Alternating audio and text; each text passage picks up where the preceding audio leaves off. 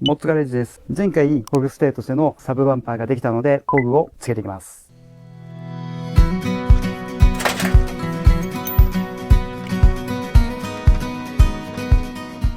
今回取り付けるのは、このピアの2000シリーズ。これの、スポットタイプを使います。これ、説明書が海外向け用なので、英語です。まあ、そんなに難しい内容ではないので、大丈夫かなと。これが本体です。すごい小さいコグランプです。で、ものは LED ですね。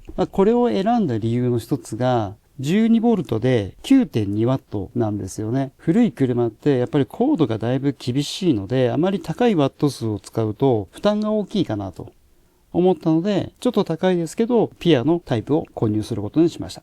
で、これが配線からリレーからスイッチまでが全部ついているタイプ。もともとこのジムニーは配線がされてるんですけど、本来のコグランプのテーマはこれです。これも結構太いは太いんですけど、だいぶ硬いし劣化もしてるだろうなということで、これは新しいものを使います。で、もともと標準で付いてたはずのコグランプ、それはもうすでに購入した時は付いてなかったんですけど、ここに入るサイズがありました。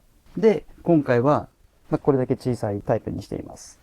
ここにつけてもいいんですけど、今回ここにステーを作ったので、ここに入れていきます。